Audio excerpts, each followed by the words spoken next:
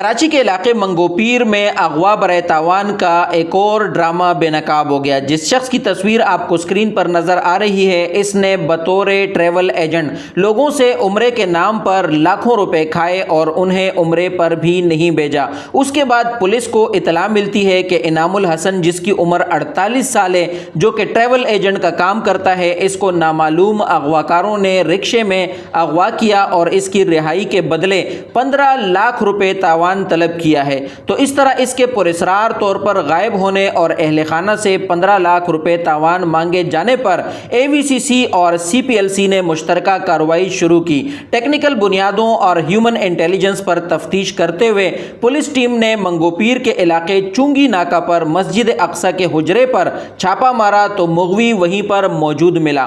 بازیابی کے بعد جب پولیس نے سخت تفتیش کی تو اصل حقیقت کھل کر سامنے آ گئی۔ ملزم نے اعتراف کیا کہ اس نے شہریوں سے حج اور عمرے پر بھیجنے کے نام پر لاکھوں روپے وصول کیے تھے، جو کہ خرچ ہو چکے تھے۔ مقروض ہونے کے بعد اس نے رقم کی ادائیگی اور لوگوں سے بچنے کے لیے اپنے ہی اغوا کا گھناؤنا ڈرامہ رچایا۔ اس نے ایک شخص کے ذریعے اپنے ہاتھ پاؤں بندھوا کر تصویر بنوائی اور گھر والوں کو بیچ کر 15 لاکھ روپے تاوان مانگا۔ پولیس نے تاوان کے لیے استعمال ہونے والا موبائل فون بھی برآمد کر کے ملزم کے خلاف قانون کے مطابق کارروائی شروع کر دی۔